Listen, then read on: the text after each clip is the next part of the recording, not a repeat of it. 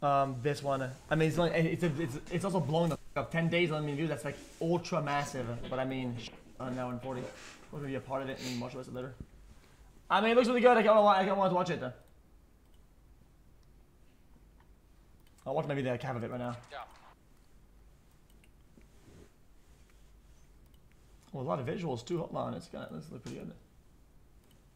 It's right here. Yeah, because there's an arm. There's an arm, there's another arm, there's another one. Parents have some concerns of some stuff they may have found in your room? Yeah, I believe so. And what would it be? A human head and hands. What?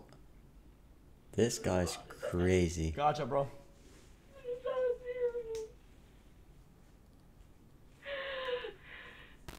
911 is John. What's the address emergency? Hi, there is an emergency. I found something in my son's closet wrapped in a plastic bag. Okay, what was it? I think it's a human head. It's a what? I think it's a human head.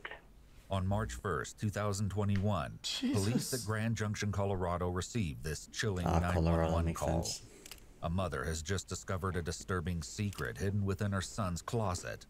Even more terrifying, he's currently just outside the house while she makes this call for help. Why do you think it's that? Because it looks like it's all an ear.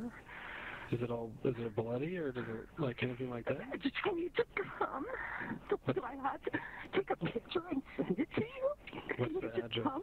The dispatcher tries to get Dude, as much information chat. as possible. Guys, I've tried my best. Okay, I've tried to like dispatchers. I've watched chat hundreds of hours of footage of fucking dispatcher criminal chat. I've always defended them. I always say it's their job to remain calm, helps on the way, whatever. But after seeing so much of it, chat, them. I'm so tired. The dispatchers, they just fucking suck. Most of them, dude. To make sense Oh of this my shocking god, I'm call gonna lose my. and give officers an idea of what they I've might tried be so walking hard, dude. into. Is your son there now? He just pulled up. We wanted to make sure he was here before we called. How old is he? 19. He's had a little bit of a Why? fascination with the. Because it's a grown adult, right? They have the resources, no control. Okay, did it. She's convincing, right? And the guy doesn't care if she's still at danger. Maybe around, if there's a fucking human head. If the police was there, they have their guns out. They have the thing secured. They're breaching through doors, and cleaning the rooms, right?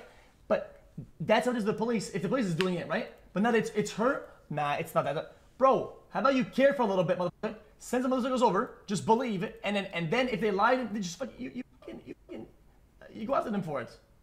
Like, more bro. But he was channeling it, I thought, into becoming a crime scene investigator, but not so much.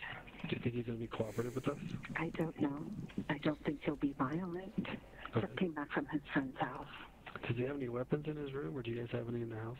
I don't know. I think that he has a shotgun, but we can certainly remove it immediately before he gets in his room. He's out by the car now, so. Is the bag still in the closet? No, it's in my kitchen sink.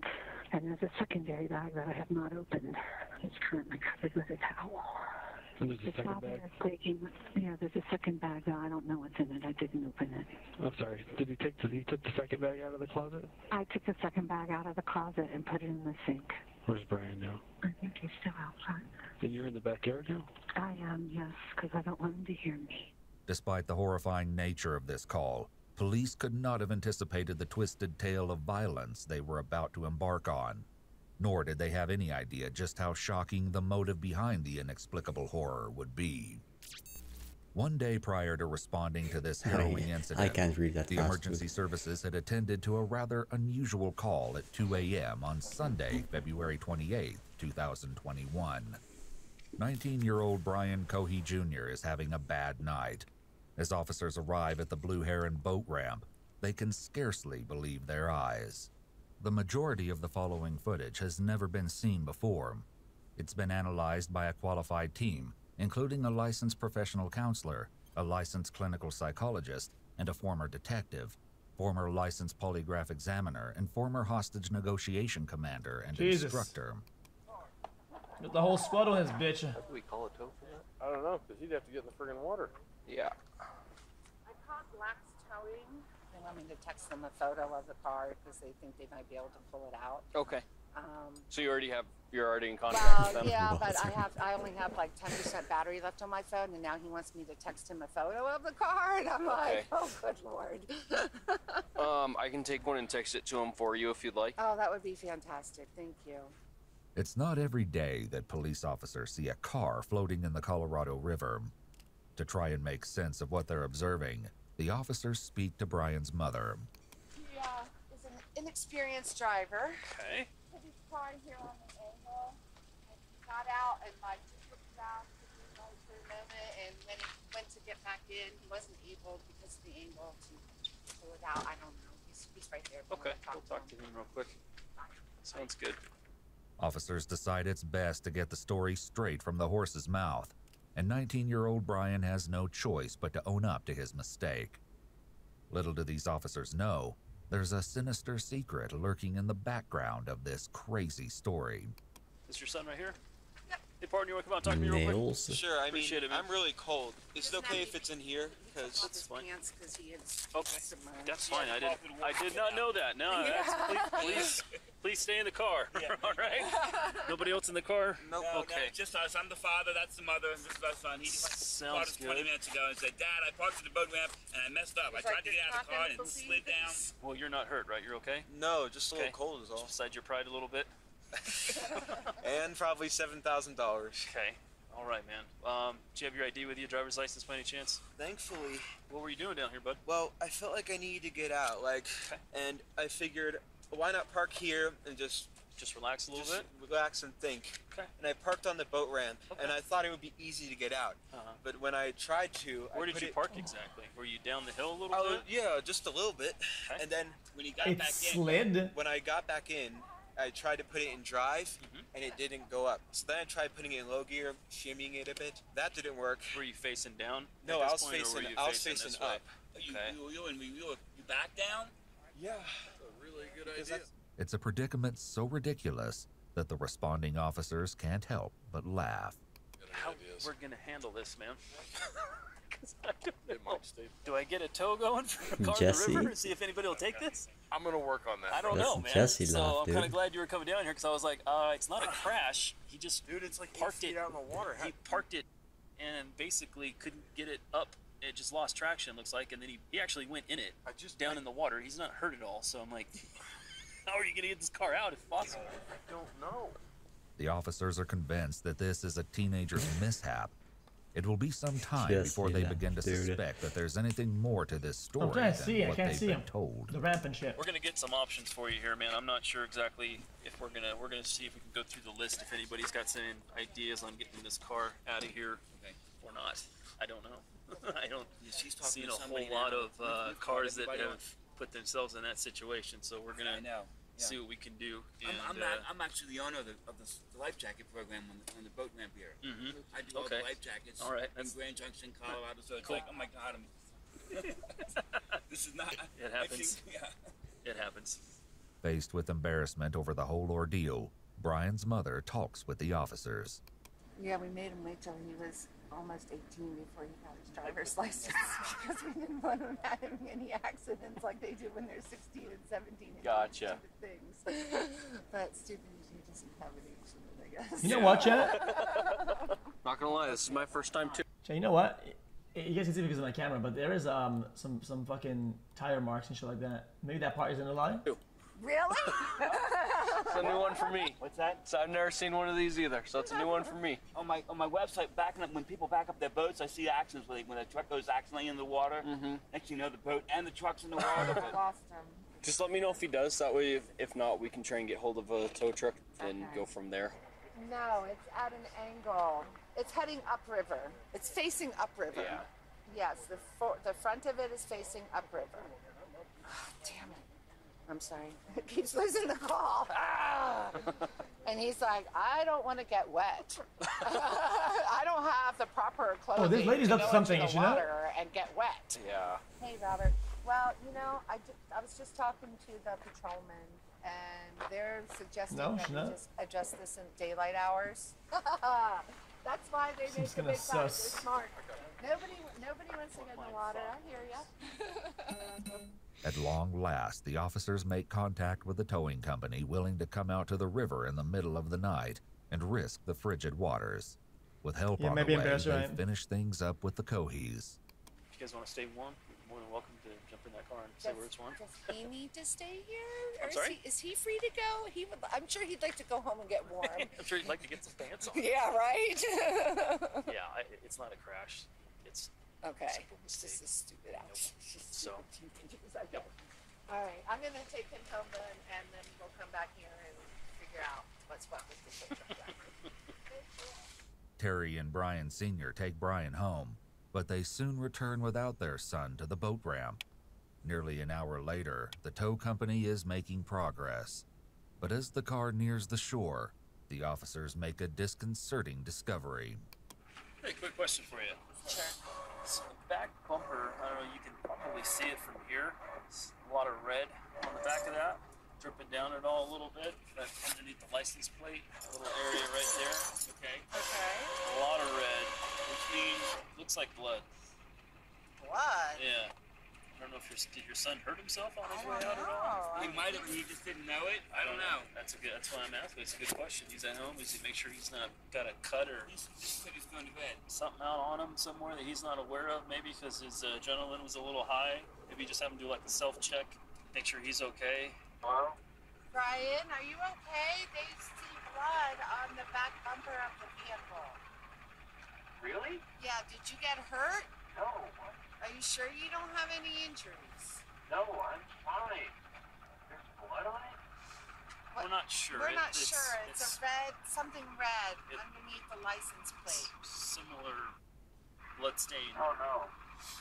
Right, but you're not injured. You don't have any cuts? No, I don't know what would cause blood or whatever it is on the bumper. But you're not injured? No, I'm not injured.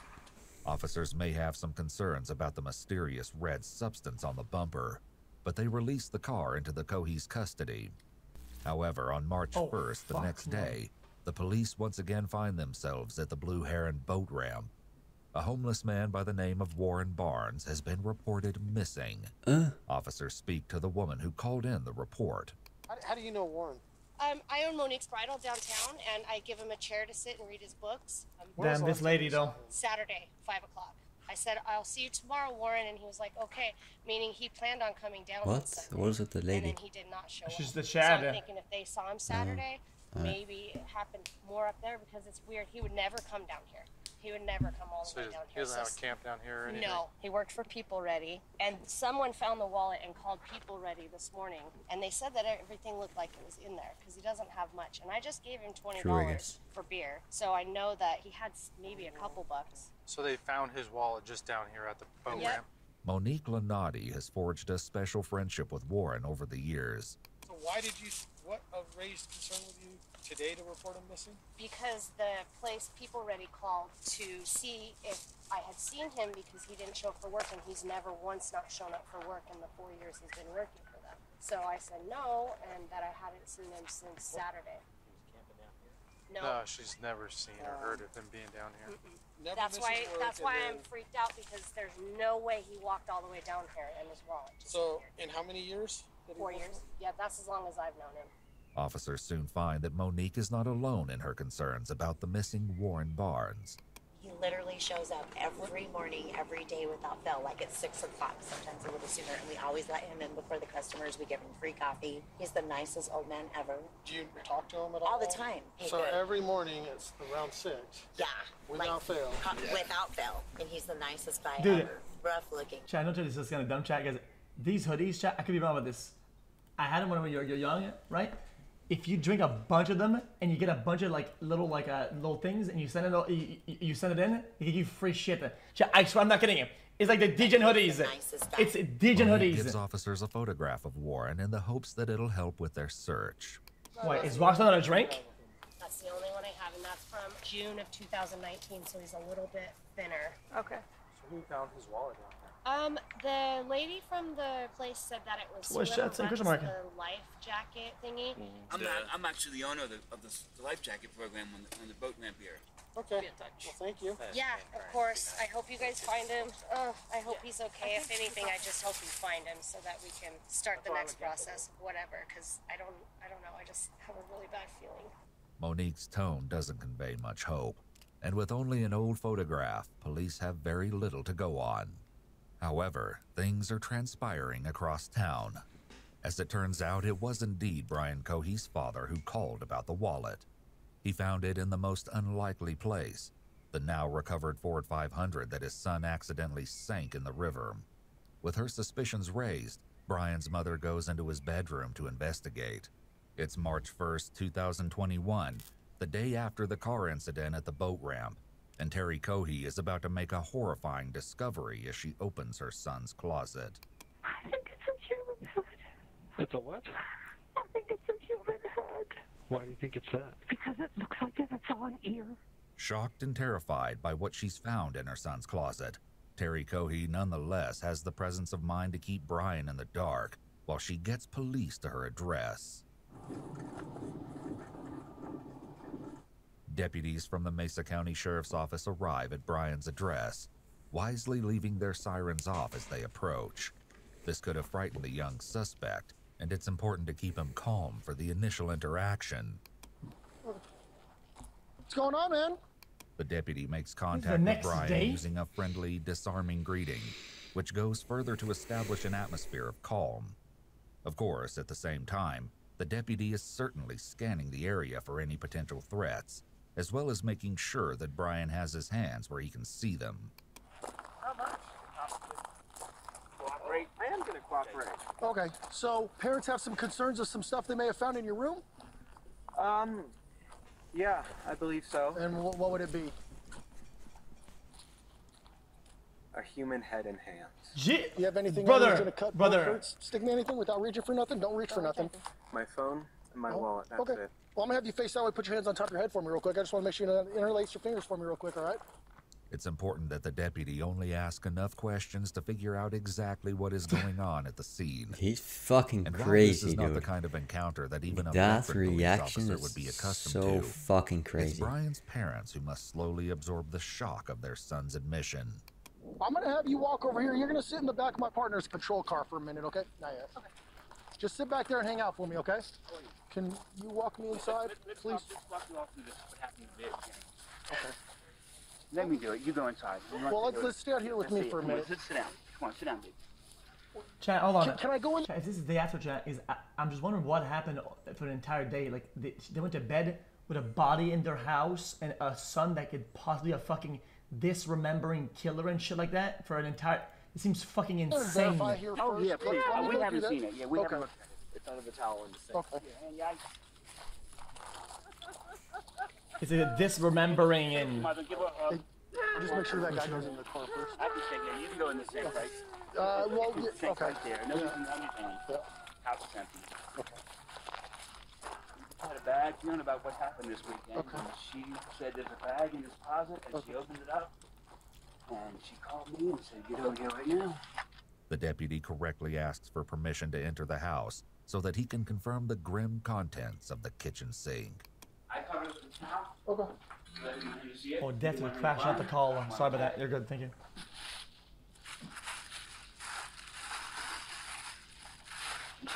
Yep. Just sit back there and hang out for me, okay? How are you? I'm good, sir. How are you? You said your name's Brian? Yeah. I'm not feeling too well. You're not feeling too well? All right. No, these past few days I've been very, very anxious. That's understandable. So what we're going to have you do here is I'm just going to have you sit in the back here, okay? I'm going to turn on the air for you in a second. That way you're not too hot. Are you a hot-blooded or cold-blooded kind of guy? I am very cold-blooded. I prefer cold. Well, no, actually, sorry, hot-blooded. Hot-blooded. So you prefer the cold. Okay, fantastic. All right. So hop in here. I know you're tall, so it's a little bit of a tight squeeze, but like I said, I'll get that air on for you. Sorry about that. All right. Induction's been quite violent lately. Cold blood, huh? The officer has no response to this observation. How you holding up, Brian? Okay. A bit thirsty? You guys have any water in your home? I can't Okay, hold make on. any I'm gonna pause guarantees one last that time. you'll be able to go in- Chat, no cuffs because, okay, as far as they can tell, okay, anybody at this point could be fucking guilty of whatever. Okay, all they have is fucking parts and shit like that, and it is what it is. Either put everybody in cuffs or nobody. They're investigating the scene. Get some, but I will get some water to you as soon as I can, okay? All right, Brian. Did he admit We're anything? heading to the sheriff's office, and your family's gonna go with us, okay?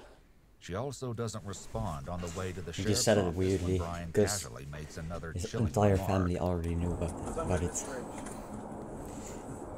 He sounded like a crazy psycho. Thank you. No problem, sir. So walk with me. We're gonna walk right this way, okay? You're fine with me not being in cuffs. I'm fine with you not being in cuffs. Okay, thank you. All right, Brian. Open this door for me, please. Ooh, creating rapport and shit. Chad, you're missing the point. Hold on. Last pause. Last pause. I get it now. They're creating rapport and making him comfortable, right? So that he opens up during investigation or during questioning. Keep on walking. Keep going. Take another left. Hard left. Right here. Right here. All right. So have a seat. Let me get my food. And we'll be with you in a moment, okay? Thanks, Brian. With Brian situated in the interrogation room, investigators speak with his parents to find out what happened that harrowing morning. And right here.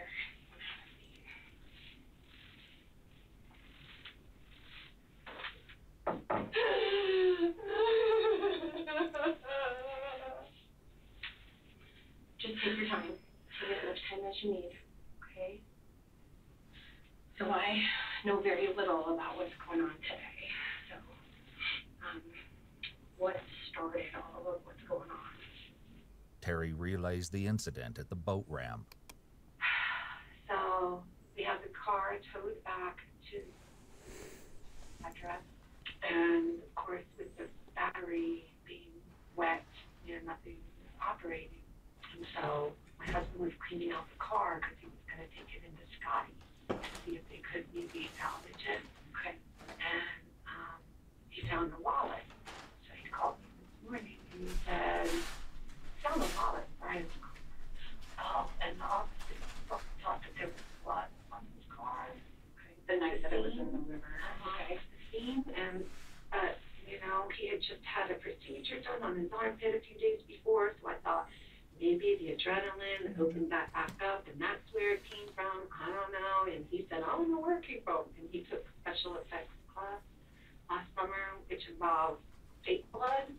And he's like, one of those fake blood containers burst in my trunk. He has this shit on 100. Okay, that makes perfect sense. However, his father, Brian Cohey Sr., found something Bro? even grislier in the car's glove 100? box and decided to confront his son. Do you want to be fucking deaf? This morning, just to continue, and I opened the glove box, and there was a knife in the glove box, underwater. The glove box is full of water, very large knife. And then, as I go around the passenger door, I open the passenger door, and there's a wallet in between this door. And I open up, that's not Brian's wallet, it's frozen solid. That's not Brian's wallet, so I take him aside. I end up getting one of the wads of cards out. There's a label ready. I read that, so I called label ready. And then another one, there was a social security card. I was like, hey, this is a weird call, but I've got a wallet here with so-and-so's name, and I'm hoping he works for you all, or you subbed him out or whatever. Oh yeah, my one, we've been missing him. Yes, he didn't show up today. Oh my God, okay, well I found his wallet at Blue Hen Boat Ramp. So here's my name. Here's all my information. If you get a hold of him, tell him I've got his wallet here at my house. Okay, so I left that like that. Called Brian. Brian, what's going on? Why is there a wallet in the car? Oh, I found it down at the boat ramp when I was down there walking around. And he was so sincere. I took it all. I want to believe him. He's my son. Sure. We found out, Brian, how come, all this going on in the last 2 days, how come you didn't tell us about the wallet? Dad, I was just so excited with all the goings on. My car getting towed because it's wet now. It won't start. I just didn't think about it. I didn't think it was important, Dad. I'm like, Brian, who is this one, whatever guy? Dad, I swear to you, I only know one. He's my school friend. It's not him. I believe him. There's blood on the bumper. Right? I'm like a smear of blood. Yeah, I miss what though? I'm like, that didn't come from that car. And I asked him, Right, you tell him the truth. I knew. I didn't want to believe it. Something was going on. Had that gut feeling. Despite the red flags, the family put the strange accident at the boat ramp behind them. But no one was prepared for the spine-chilling discovery Terry made the next morning. I was in his room, cleaning up, putting some things away, and he has a Rubbermaid container in his closet. And so I just kind of started digging through, going, you know, what is Not even wallet in the car, gotcha. like moms do. And I saw a plastic bag, a white plastic trash bag. And I was like, what in the world does he have in here? And I picked it up, and it was heavy. Yeah, it's a classic and mom I thing held to it do. in my hand, and I was like, what in the world is this? What in the world? Is it like maggots covering something? Or I don't know. I better take it in the sink. I carried it out to the sink, and it was double bagged. So I ripped open one bag, and I saw gold blood. And I went,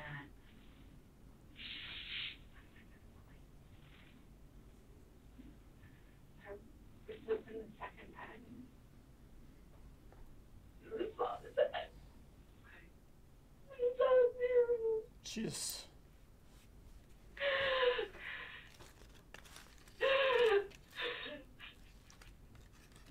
Oh, that acting is dog shit, dude. I didn't open the second bag. Okay. I called my husband. I said, Brian Jr. had already gone over his friend's house. He said, Mom, I want to go over to Kai's house. And I said, okay, but, you know, don't be over there too long. He goes, yeah, I should only be over there maybe 3 or 4 hours. It's good to hang out with her. And I said, okay. This friend was Kylan Like, and police would speak with her shortly. So I called his father. He said, how did you speak in Andy up from school? Yes, I get that to Burger has mushrooms instead of fucking onions, man. I can't believe it. I just said, you need to come over here right now. And he said, okay, well, I got Andy with me. And I said, you need to come over here right now. And he said, okay, I'll be there in a few minutes. And he hung up. Kylan Like's mother, Heather He Gale, doesn't recalled like what she mushrooms saw like after Brian a heeded the little call. child. And my only memory of that was the way he pulled out of the driveway. I actually have a picture somewhere on my phone of the marks when he left to go, because his brother called him, I guess, and said, I need my car back. We know, of course, that this was a ruse on the part of Brian's parents to get him back to the house after their horrifying discovery.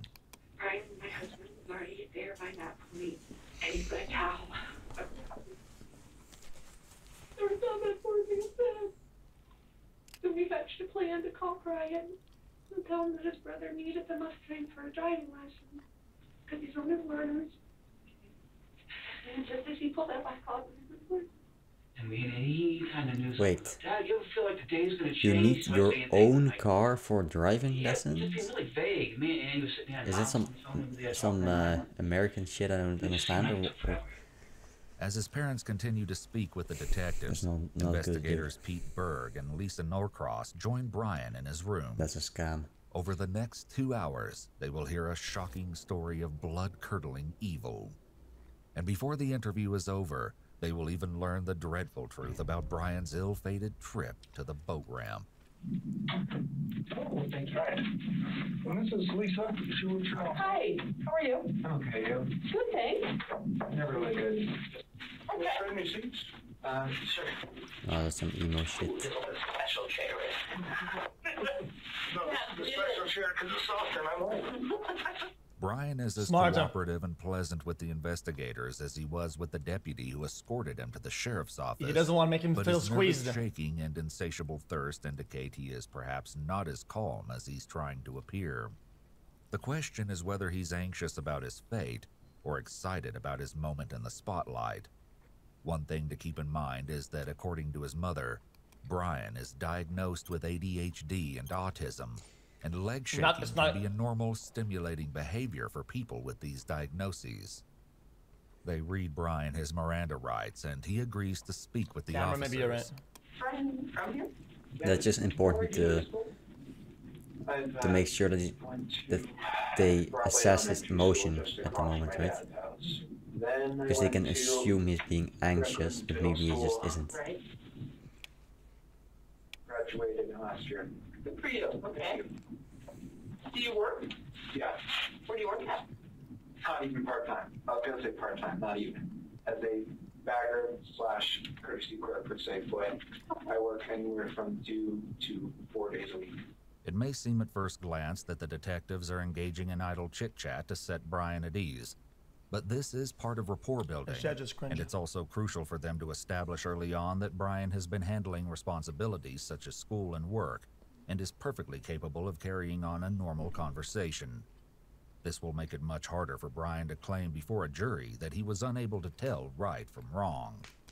And how did you get here? I murdered someone. Okay. It seems that Investigator Berg was merely asking how Brian physically arrived at the sheriff's office, but Brian doesn't stand on ceremony. With a tone and head tilt that suggests he's bragging, Brian makes the ultimate confession. In fact, he's all too willing to discuss this horrific crime with detectives. So start back at the beginning and go slow and tell me as many details as you can remember. So, because I mean, Murray going to jail for the 15 years probably. I have no idea. Because we're at the beginning. It's murder. How many? In jail for 20 probably, but so I figured, why fight it? Okay. So what's important to me is to learn as much about you and what you did and as I can. Well, many details. It could have been 15. Now it's definitely not. Brian's polite exterior only adds to the surreal depravity of his confession. He's somewhat of a unique suspect. Let's see. Yeah, it was the night of February 27th. It was a full moon, and I figured I could see so well. Why not drive out? I am in a bad state of mind at that time. I have major depressive disorder. Womp womp. Not thinking something positively. Okay. And I'm cruising around for an hour and a half. So I fill up on gas halfway through, and I'm eventually driving underneath the bridge near the sheriff's office.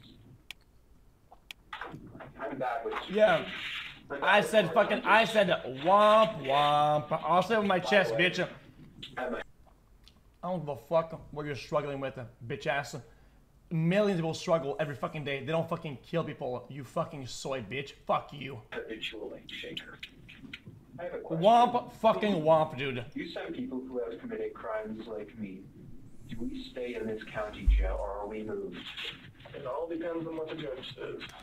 Brian maintains his spirit of cooperation, but he's clearly concerned about what happens after this interview is over. It's interesting to note how he compares himself to others with the phrase, people who have committed crimes like me, almost as if he has joined an exclusive club. So we were at the bridge? Yes, I was at the bridge. I was cruising. There was a road underneath, right? Under the overpass. And I was driving along, and I see a shape. This is like the kind of killer you see in the documentaries, like the ones that think they're cool because of it. Thing wrapped in a canvas. Okay. And I'm like, that's a homeless person. So I grab my knife, I put on 3 layers of gloves. Because plastic gloves can betray their users because they're so thin, the vinyl gloves, by putting your fingerprints through. So I put on 2, 3 on one hand. I took the knife, I pulled back the canvas, and I stabbed his neck. Okay. He was panicking at first in his old man voice. He was in his 50s. I know why I call him old man. He was saying, "What are you doing? What are you doing? Why? Why?" And I just kept on stabbing his neck. Is it okay if I do a demonstration? Oh, yeah. This is him. I was strapped on top of him like this. Okay. And he couldn't fight back. It was actually surprisingly easy. I was barely breaking the sweat. I thought, oh, this guy, he's going to be tough. But no, it was actually surprisingly easy. And during the time, I was growling and making animalistic noises. At this point, there can be no doubt that Brian is excited to tell the investigators all about his horrific deed. Not only is he pleased to be holding court, he's actually reliving the murder and relishing the memory, demonstrated by a smile. As for any question of this crime being premeditated, Brian admits to having put on 3 layers of gloves, which he already had with him. The whole ordeal lasted about a minute and a half. Okay. And when I was finished stabbing him, he took out his last breath, a grunt, and his head was halfway cut off in stabs. All the while, No, actually, after I killed him, I just couldn't stop saying stinky, dirty, dirty, stinky, stinky. I wasn't smelling anything, but... In an eerie coincidence, on one of his social media accounts, Brian identifies himself as that stinky boy registered under his email ID. What the fuck is going on? Okay. But you remember doing it, so. Yeah. I suppose it was just me. This guy's way too far gone. Pouring out of mind. Were you worried about, I mean, this looks like it's pretty close It's probably to Reddit, the road. yeah. Has somebody seen you Well, or catching of it course. was 11 p.m., so not many were driving by. Well, it was behind the pillar. So, like, here's the road. It was here. So people would only see a brief thing here and here. So, were you worried about them seeing you? I was worried about one of them stopping. What did you think could happen if somebody... Well, if they looked, well, it was quite dark under there, so they wouldn't have seen the guy unless they looked. They would have seen me holding a bloody 12-inch knife, wearing gloves, and wearing a mask to conceal my identity, a face mask. Okay. So you weren't doing it for COVID, you were doing it to hide your face? Partially. Social distancing. Yeah, but no one stopped, and I'm just like, proves the bystander effect. His laughter and offhand comments speak to his mindset, which is that nothing is wrong. Brian mentions the bystander effect here, which is the idea that the more people there are watching a crime, the less likely that anyone will stand up and do anything about it. There are a few different reasons behind not this, just a crime, but anything. we know that it often occurs because people may be afraid that they'll be judged by the rest of the crowd if they step in first to do something. Ultimately, people are social creatures, and the vast majority of people chose to do whatever the rest of the crowd does. Most people are It's a rare NPCs. person This is that actually steps wrong. forward What the fuck? alone. No. I noticed you got a No, it's not wrong. Most people are NPCs, dude. It's the thinking that What happened was somebody else will do it then. Seen in a gas station with a knife poking No, it out of my isn't. pocket. I put it in the car in the back seat floor. I guess they're When both I'm right done then. with it, I try and grab it, but my hand slips I mean, and grabs partially, the blade, and as I pick it up, probably. it slices But they just want to do these two things that fingers. everybody else does, and everybody else does nothing.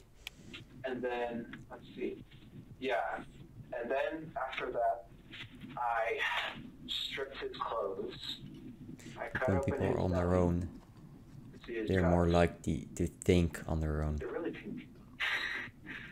Sorry, that was morbid. So they'll act One on of their the own. exceptional aspects of Brian's confession is the level of detail he provides. Cool. Together with his casual commentary and jokes, these details convey to investigators that Brian is being fully truthful about what he did. It's also worth noting that morbid humor has long been one of Brian's trademarks. What about other kids in the neighborhood or on the bus? He didn't really, he had a couple of friends that he's had since elementary. But, he hasn't. What's good about this is that this guy thinks this guy is so dumb and uneducated on top of being evil that he doesn't understand that everything he's been saying makes his sentence worse, right? And now he has the regret being in jail, right? For like the rest of his life, that he shouldn't have done all this shit. Now he has to live with himself and his stupid ass decision. That's real suffering right there. Humor, and we'd make jokes, and I'd say, Brian, it's not funny. He'd go, yeah, it is, Mom. You just don't Oh, he definitely doesn't care now, trust me. In an interview with If prosecutors, he Kylan doesn't White, care, who's known he Brian will since care. the 9th grade and whose house Brian was visiting just before his arrest, says that being provocative is a hallmark of his personality. When I first met him, he was very edgy, is the best way I can describe it. He loved to get a reaction out of people and say things that would make people have a double take. He wanted to go against the flow. His jokes were always in the realm of dark humor. Very rarely did he make jokes that weren't somehow relating to death or violence or destruction or breaking the law or just basically just humor that is considered dark humor. And I know a couple of people personally who just hated him because that's kind of how he is. You either think it's hilarious or you hate it. And that's the people who think it was hilarious was a small percentage of people that unfortunately and embarrassingly included myself. And my very best friend of high school, Emily, was someone who hated him. And, she's a bigger girl and he would call her fat and call her pig and call anybody who looked like that things along the same line. Like, just spiteful, I guess. Just trying to, like I said, get a rise out of people. Kylan Like what is not kind the of only one who meme is noticed that? Brian's love of sick humor. While in a youth diversion program 2 years earlier, Brian asked the other teens if they enjoyed a snack known as crispy meat bites. He joked that the recipe involved running your cat or dog through a meat grinder and then frying them up. Despite Brian's predilection for dark That's humor, not funny, Kylan's mom dude. tells investigators that she never worried about her daughter being friends with him. He didn't seem scary to me at the time. He just seemed unusual. Like, in the way that my nephew and other people I know that are on the spectrum are just a little unusual. Like, not a lot of eye contact, you know, things like that. But he never struck me as scary. Like I said, I actually let my daughter and her friends, not that I was in charge of her friends, but I let her sleep over at his house, like a month, 2 months, whenever New Year's. And his mom, as far as I know, she ran a daycare, so I thought, you know, good with kids, whatever, you know. Okay. Not only does Brian's mom run a daycare, she runs it out of her home. Upon discovering the severed head in her son's closet that afternoon, she had to scramble to get parents to pick up their children before calling police. And I sent home all the So considerate, this lady. I had a few little kids over that I was watching, so I called their parents and I said, "This is a family emergency. Please come pick up your children. They're safe. They're not hurt." Parents came. I said, "Everything's okay," and they took their kids home. Back in the interrogation room, Brian goes into further nauseating detail about the post-mortem mutilation of Warren Barnes. Destroyed his eyes by stabbing them. Okay. And then I cut off his hands. I put those in plastic Ziploc bags. And then I cut off his right arm at this joint and at this joint. And then at this arm, I tried cutting it here, and then I tried cutting it here. But what happened was I accidentally broke his bone. This one, it was poking out. And so I left that one here, partially cut, dismembered here, bone sticking out.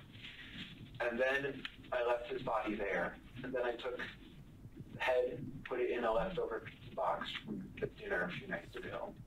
And then I took the hands, put them in the back, drove home, hid the hands and head in my room, cleaned the knife, threw away the garbage with his blood on it, and then put the blood stained, wasn't stained, it had splatters on it. I put it in the dish, in the washing machine. What did you put in there? I put the outfit I murdered him in the washing. Wearing, or? Yeah, I was wearing. Okay. In the washing machine, put it on high speed so it would effectively remove the blood. Washed it twice. You'll notice again that not only is Brian's level of detail remarkable and disturbing, he talks about the steps he took to avoid getting caught. And that claps him. These will undoubtedly be important elements to any eventual prosecution as it goes to establishing his state of mind. Back up just so I don't lose track of where my mind is. So you cut him open, cut his arms off, his hands off, all that before you went home? Yes, he doesn't care, but... Before I went home, I tossed the arm bits around. Like, I took the right arm bit, threw it out. You think this guy getting like a bunch of years Lived somewhere around that bridge? doesn't regret what he said so that he wouldn't get less? I know crime scenes can be a very wide area. You're going to want to look in a 10-foot area. So like, this is a zoom in. So here's the road. The detective is so good letting him do it. Car was parked. He just completely committed to self-reporting The here. interview continues to get more and more bizarre. In addition to reliving the mutilation in full pantomime, Brian enthusiastically goes over the dimensions and location of the crime scene, as if he's a police lieutenant giving a briefing to his officers. I hope I'm being cooperative. Oh, you're doing great. So you could have just walked over here. I could have. There's no use trying to deceive Vaughn. So that's north, and you threw... What all did you throw while you were there? I mean, how many There are two pieces of arm. This section and this section, just in this general area. I couldn't say where they are. Armed with information they've been fed from the interrogation, police officers descend on the area. There they find a scene that will no doubt haunt them for the rest of their lives. It's right here. Yeah. Because there's an arm. Hey. The female cop starts to laugh when she sees an arm. It's unfortunate that the family and the court will hear this. There's an arm, there's another arm. Do some pictures. There's another one. I don't have a clue. This is like something out of Wait, did I miss something? discussion with the deputy chief about how these kids. Wait, did I miss something? What happened? What did I miss? The interrogation. Police officers descend on the area. There they find a scene that will no doubt haunt them for the rest of their lives. It's right here. Yeah. Because there's an arm. Hey. The female cop starts to laugh when she sees an arm. Could be. It's unfortunate that the family and the court will hear this. There's an arm, there's another arm. I'm not gonna make any conclusions. You know, check guys. I'm not gonna make any conclusions. I'm not gonna fucking, unless it gets proven at this point. Again, I'm just gonna fucking interject and just say it, dude. I don't know how many years they have on the fucking job, how many dead bodies they've seen or whatever, fuck, right? They might just legitimately have like that's just their response. It's very commonly laughter can be a coping mechanism when seeing something that's traumatic, right? It's just a way to escape. It happens. I don't know how. I don't see the person. I don't know how much they have on the job. This is their first ever body they've ever seen before. It might be their only response that it's just what it is. You guys saying otherwise is ridiculous. There's another one. I don't have a clue. This is like something out of TV. Yeah. Discussion with the deputy chief about how. This is it. Nope. Still weird. Okay. Well then, I mean, dude. Yeah, because when you see a dead body, I hope it. One day, if an event happens to you're you, probably right, gonna be a little bit denial, shocked. he'll make fun of you. You're not, Say, still weird. thinking what Dude, this happened, dude. This wasn't in your life yet. You know, they think did about die, it you when fucking you hear bitch ass. the body Dude, cam you're so footage. weird for being in denial. Look, it happened. Like, dude, it's a fucking it's a process that happens mentally. It's called psychology. You fucking degen. Holy shit, you don't control that. How these kids don't have any. Right here's a leg. That could be the upper arm or a leg. Well, there's three. There, and there. Pieces down there. I mean, if we can get the lab out here, that would be the best thing.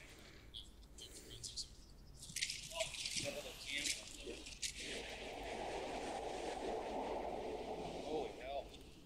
As police officers less than half a mile away take measure of the bleak crime scene under the bridge, Detective Norcross probes more deeply into the whereabouts of the rest of Warren Barnes' remains.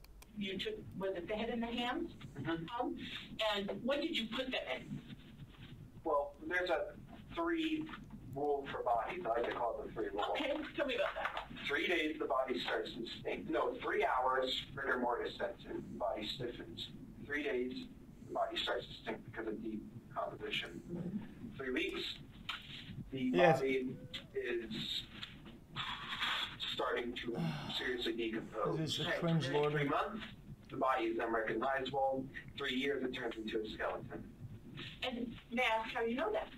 I've always had a fascination with forensics and with anatomy and physiology. That's something I made up. So that's something I don't want to sound like I'm inventing something. That's why I coined the 3 rule. You kind of remember it that way. Yeah. That's your way of remembering Is it accurate? Well, somewhat. So, This segment is fascinating for a number of reasons, not the least of which is the remarkable display of skill on the part of Detective Norcross, who makes Brian feel as though she's mesmerized by his account of the 3 rule. She gives him a moment of validation at the end, and Brian's satisfaction is obvious. His ego is stroked and he feels that he's earned the approval of the detectives. It's a good yeah, thing. so what did you have the head and the hand at your house? The head, I put, because it was starting to stink, I was planning on throwing the head and hands away.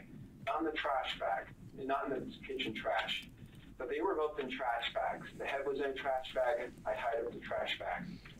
Hands, I put in a trash bag as well. They were in Ziploc bags. And I was planning, do they sell empty paint buckets? I was planning to buy an empty paint bucket, put the head in it, seal it, and then I was going to throw it off in some ditch. Okay. The hands I would throw in a different spot, wherever. I'm sorry, I just want to make sure I have it right. The head is inside of a trash bag. It was. Well, where is it now? In the kitchen sink. My parents searched through my room and they found the head and hands. Okay, and so are the head and the hands in the kitchen sink now? I'm not sure. Okay, so they're in the kitchen sink now because your parents put them there. But they were in my closet. As of now, investigators have only found a head, hands, and several pieces of arm. That leaves the mystery of where the rest of Warren Barnes is. What exact kind of trash bag? White. White, like a kitchen one, or what? Like a kitchen okay. White kitchen. One that you put in a trash can. Yeah. And then what about the hands? They were inside Ziplocs, you said. Both in both in a different trash bag. Okay, the white kitchen trash bag. Yes. But now they're in the kitchen sink. Yes. And you talked about cutting. I used to be a meat cutter. I know it's not easy. Just cut off hands. Oh yeah, it was with the knife. I was just. So did you practice on anything else? No. Or how did you know how to do it? No, I just went along as a process. The bones, I just pressed the blade down and went. Sever them at the ligaments. Okay. And how hard was it to do that? To get them actually? Not particularly hard. I was just more frustrated that I broke this bone. So if you hadn't got frustrated, what was your? I mean, it sounds like what you did. We know. Did you have a different plan? Why did the original? Because I always wanted to know what it felt like to cut up someone. Okay. So just. So why did you stop? Where did you stop? Because the arms were. That's it. That's all I wanted to know was like cutting off a limb. And I'm just like, okay. Again, the mind reels when confronted with the nonchalant attitude Brian has toward discussing the murder and dismemberment of a human being. And you said you studied criminology and forensics and all that? Not college study or school study. It's like a passing interest. I understand. But what were you worried about, like leaving evidence behind or being caught? Totally. Tell me about that and what you did then. Well, I was figuring the police don't. This is not to be taken offense, but police, they don't seem to care as much about high-risk individuals, homeless people, prostitutes, etc. So I was deliberately looking for someone who lived that type of life. Okay. And I found a homeless person, and the original goal was just leave him there. Guys, worried about. Here's a question mark, but sadly true. It's why a bunch of killers, like I'm sure you see on fucking Netflix or whatever, went to like minority areas or whatever, right? It's like it's just the fibers on the outfit I was wearing that would be on his clothes and stuff. So I deliberately messed up the clothes. This is an outstanding amount of premeditation for a youth offender. It's a shocking amount for anyone, but particularly because of his age. His executive functioning is years from being developed, and yet he's thought so much of this through. It's chilling to think what he may have been capable of had he not been caught. Brian remains engaged, casual, and even jovial as he describes his mindset on the night of the murder.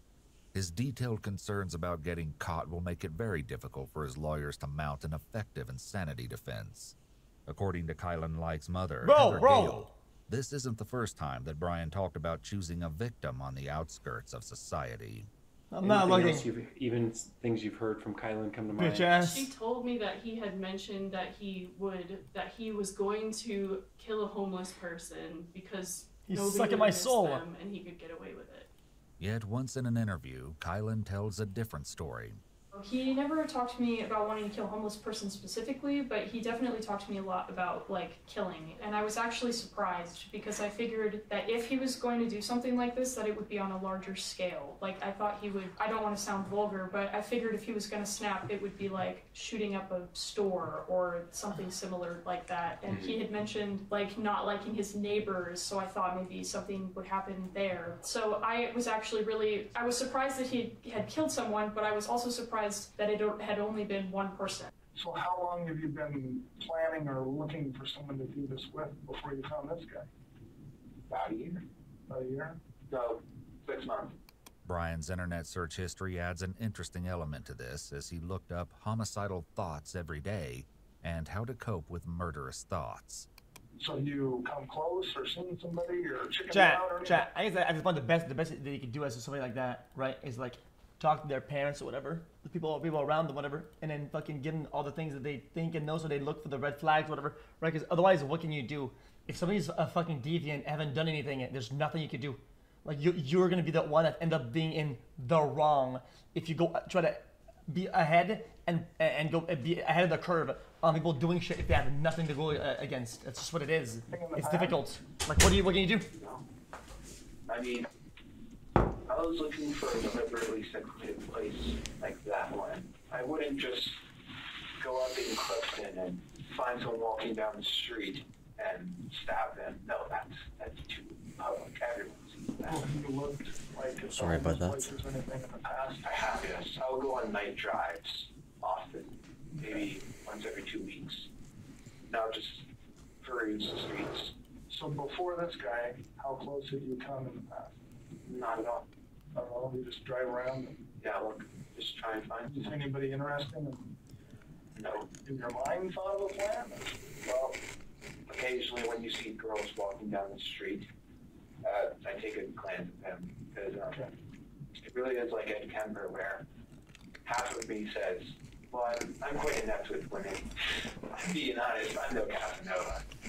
But half of me says, No, of I want course. to take that girl home and make her feel nice. And the other half of me, it's just like what Ed said, is I want to see what her head looks like on a stick. Brian is describing a mindset that's detestable, yet he delivers it with a smile and a laugh. Yeah, I His think he's obvious cool. excitement in describing both his mindset and the murder raises questions about his psychological history. As well, another internet search Brian made reveals that he may have considered other sickening plans as well, as he searched for how do people react to a home invasion. However grisly Brian's sense of humor might seem, it's again worth noting that it's a trait his friends are familiar with. One of Brian's friends, I'm not trying to be too ahead of this, but this guy, it gives me the vibes of like having like a fucking like social online group that probably reinforce all of his thought patterns and all these little jokes things. He's looking for that validation in the police's eyes, whatever. Like it's a hit. Like oh, that's such a good joke, guys, right? Like it's just fucking. Spoke with police. Our whole friend group was like really weird. We were like all those. We're just a group of people like didn't really fit anywhere else, and ended up like finding each other at different points throughout school. We were just all kind of weird together. The obscure Reddit shit, other stuff, and like anything that like seemed weird, I just kind of like took for Brian being Brian and just kind of tried to accept it.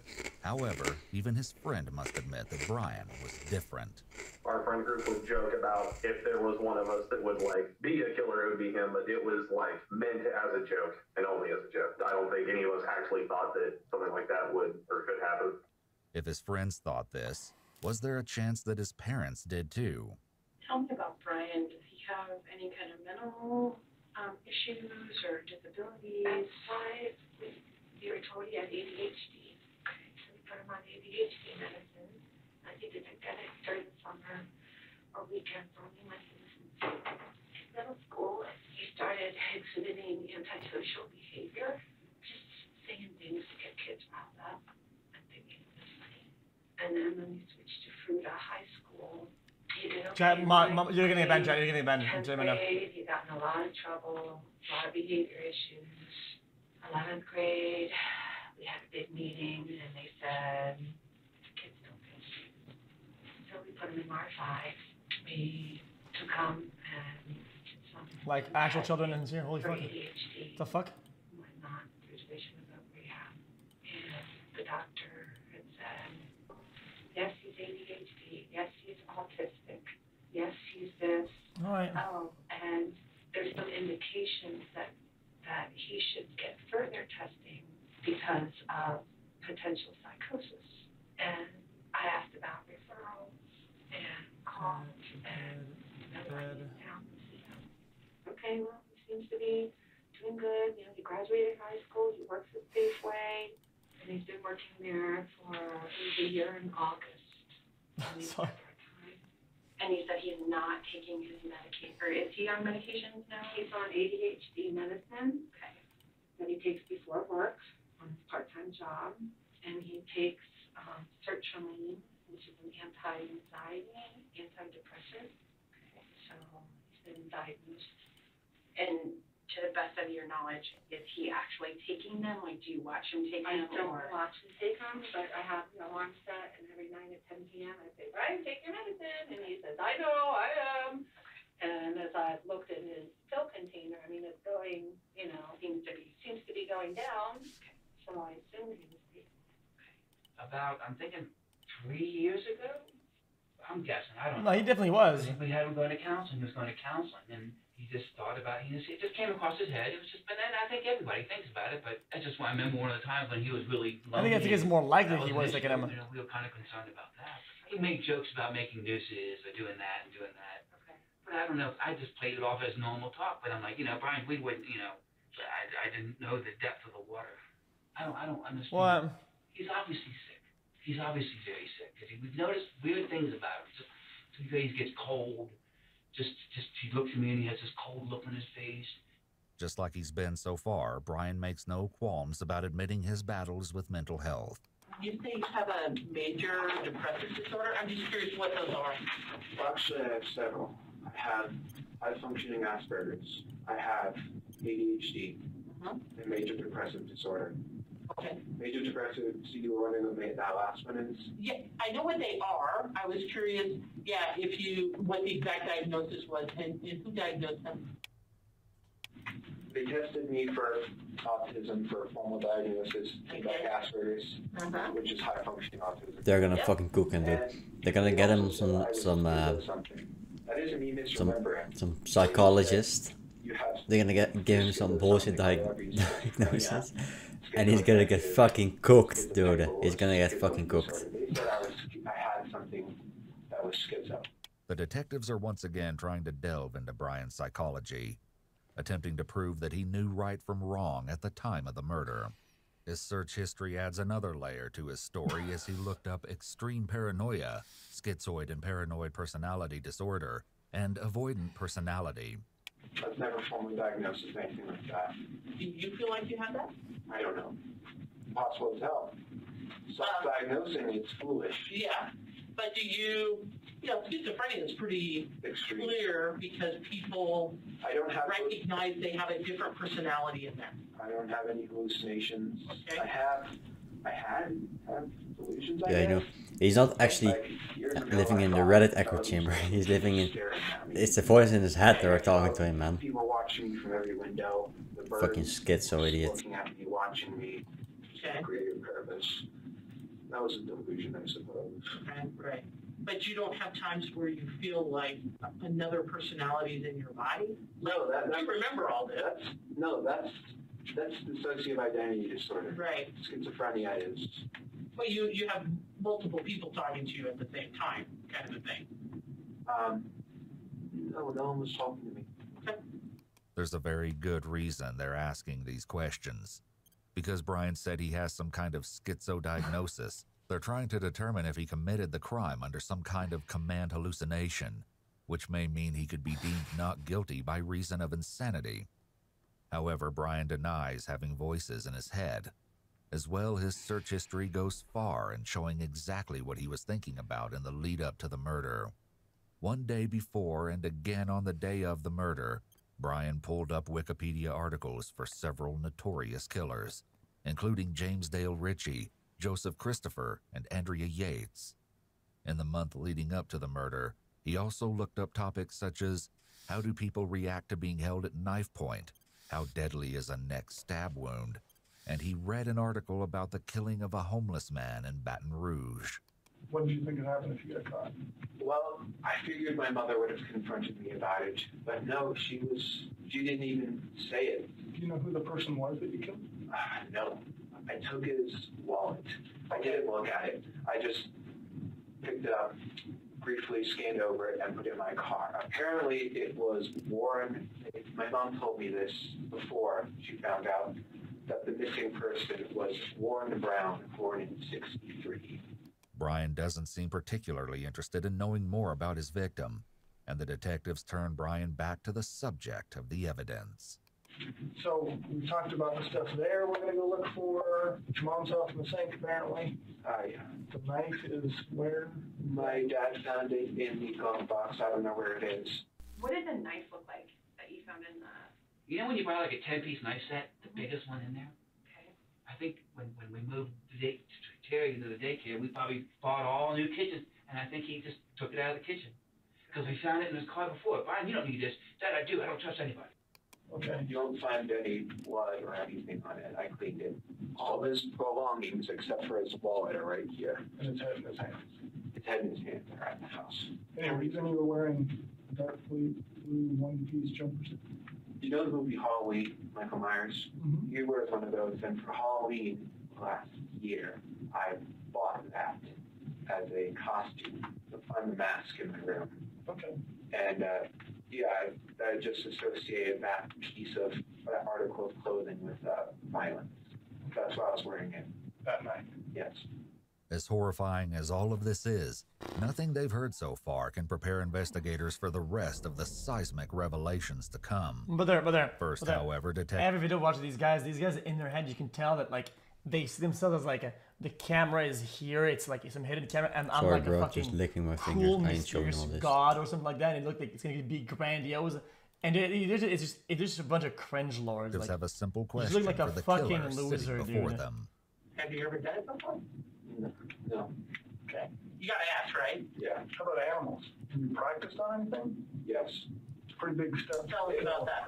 This was 2018 Halloween. A stray black cat had been coming around our house. This was before I moved into my mom's. This was at my dad's. And I was thinking about killing it. The video is redacted in this part, but the transcript from the sheriff's office says that Brian told detectives that he herded the cat into a sleeping bag and beat it, strangled it, and snapped its neck.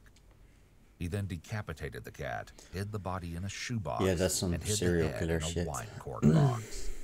It seems clear that Brian has a sick interest in Yeah, this guy's fucking. decapitation. If they didn't catch him here, he would have been a fucking serial killer. This guy needs to be locked up for life, decapitation at and least. keeping the heads in boxes. Both times he preyed on those he knew were vulnerable and that he believed no one would notice. And then I disposed in the trash and got away with it. Okay. That cat. Did you keep him for a while like you did this guy, or? I kept it for 3 days. Then it started to stink. Is that where you got the 3 days and it stinks? Also because bacteria starts to coat the body after a day to 3 days. So. Oh, The here it goes story that again. Brian might have killed a cat is actually a widespread rumor in Grand Junction. Did you ever hear about Brian, either from him or anybody else, about him killing a cat? Yes, I remember hearing about it, but it also just sounded like made-up rumor, so I didn't really think anything about it. Did you ever talk to him directly about it? Like ask him if it was true? Might have. I don't really remember. Do you ever remember him saying, yes, I did that, or no, I didn't? Anything like that? Okay. But you had heard rumors that possibly it happened, but never really got to the bottom of it? Mm-hmm.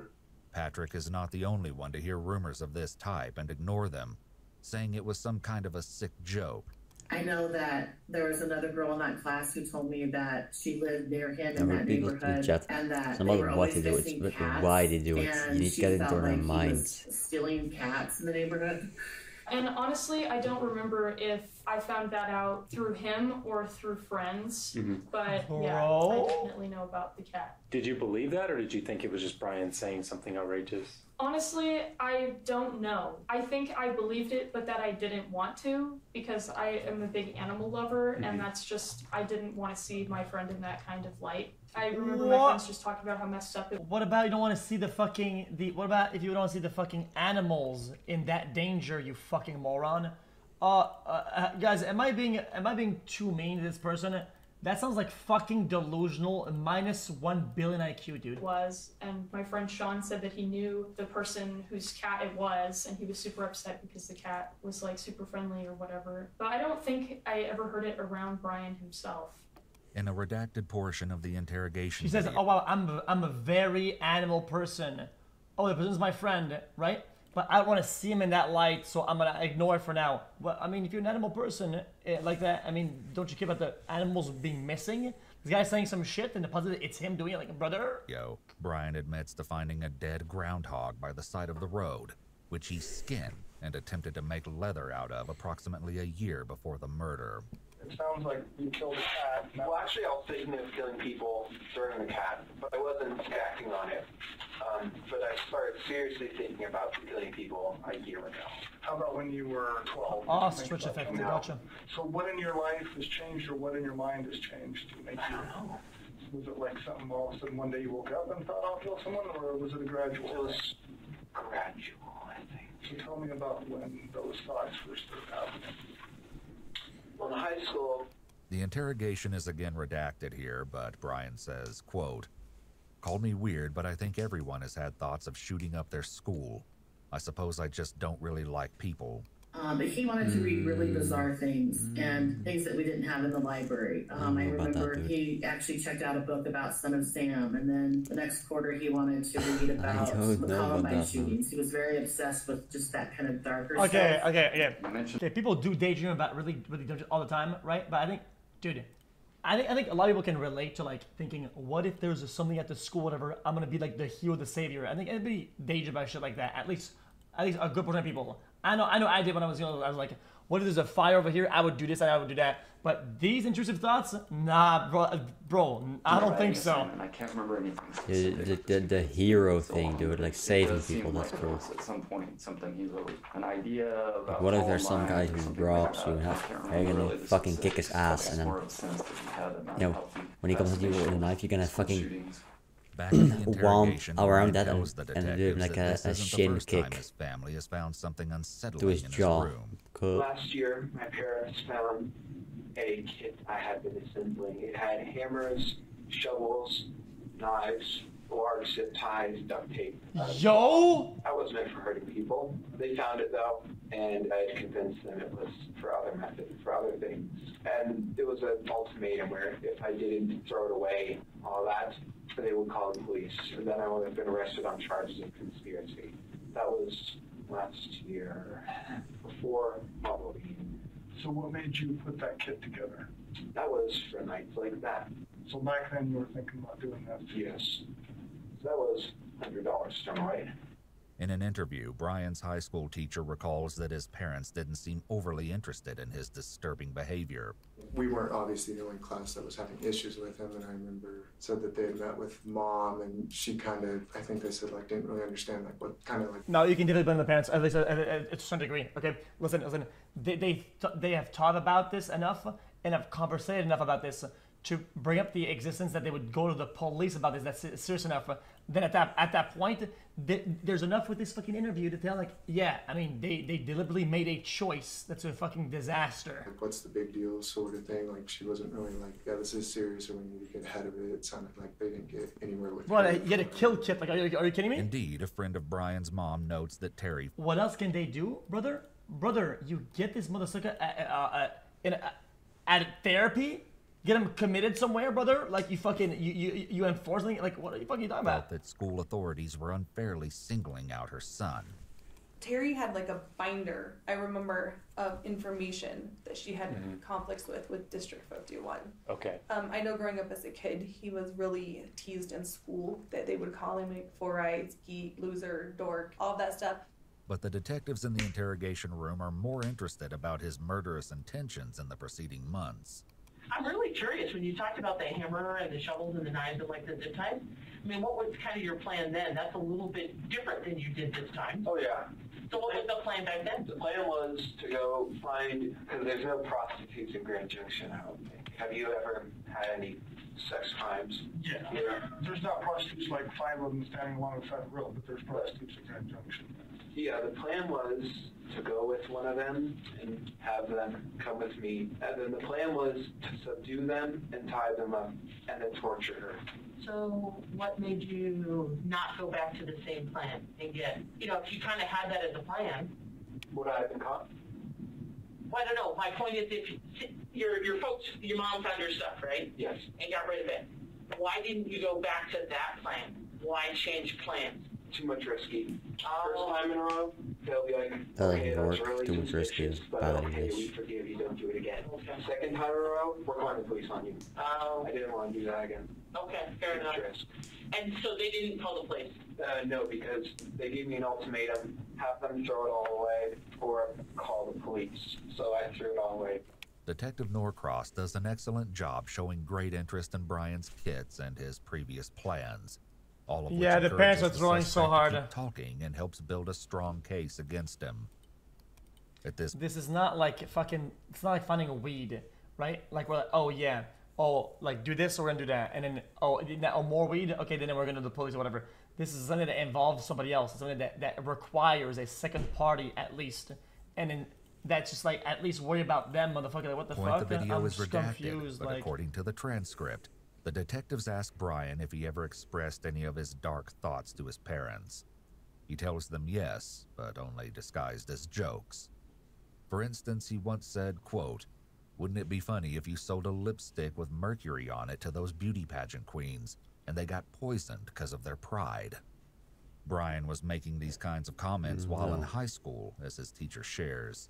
And then he would just say some bizarre things, like to get a rise out of class, kind of to try and get attention on him, like just say a racial slur, or, you know, just kind of be loud and obnoxious to try and get attention. Were those outbursts like pretty random, just in the middle of class, or? Well, like one was watching a video, I think it's about like Genghis Khan or something. He said something like, you know, an Asian racial slur. I think it was, oh, he got that, or something like that. Okay.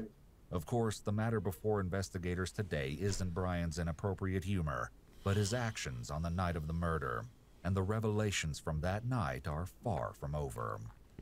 Brian finally reveals the twisted true story behind his mishap with his car and the river 2 nights ago. What were you doing down here, bud? Well, I felt like I needed to get out, and I figured, why not park here and just relax a little bit? Relax and think. As it turns out, Brian's road trip to the Blue Heron boat ramp had absolutely nothing to do with relaxation. He explains to the detectives that after he murdered Warren Barnes, he returned home to try and sleep. But I was worried that because there was a hole in my gloves right here, I was worried that they would be able to obtain a partial print. So I figured, why not go all the way? I drove back in a different outfit. Oh, this guy. Surprisingly heavy. Put it in my trunk and drove to the Blue Heron drop-off station. This guy thinks it's like some sort of movie or some like shit. This, right? So let's say this is ground. The ramp is quite steep, and you need to have four-wheel drive to pull out of it. Okay. And my car didn't. So I pull in. I thought that I could drive out because I put it in reverse. A, so that it's easier to pull the body out, and B, because the back tires would provide propulsion to push up. Right. And I open the trunk, I take his body out, I put it in the water, and because I don't want fingerprints on a body, so I just try moving it with my shoes. That works successfully. He goes out to some part in the river and floats off. Okay. God knows where he is now. Dude. Maybe he has, I don't think he has any priors or whatever, right? So I don't think he has like prints already on file or DNA or some shit like that, right? At that point, any fucking DNA is as valid as a fucking print for getting caught at that point. So why does anyone care about this guy? He's just okay. Dude. God knows where he is now. I think my guess was that it would be discovered this morning or next morning. So keep an eye out for any river-related activity. Okay. Well, because he wants to look like he knows what he's doing. My car didn't come out. From Blue Heron. Yeah, from Blue Heron. My car was stuck. I tried putting it full throttle. Yeah. That doesn't work. My car doesn't have four-wheel drive. Stupid me. Okay. And so then I tried putting it in low gear. I'm trying everything with this. Right. And it still doesn't come out. Is she alone in the room? Fuck no. Oh. My car slides in the river, me inside. And so I'm there in a car quickly being flooded with water. Hold on. Hold on, chat. Was he even searched at this point? Didn't he just walk in without getting searched? Or even fucking... Or they didn't even... Whatever. No, I don't think he did. Did he? He did. I don't think... They didn't cuff him in that. I know that for sure. I don't remember at the beginning of the video. February. It's cold. At night. Yeah. In the river that's almost freezing. Yes. I'm drenched. I almost died. So I'm able to climb out.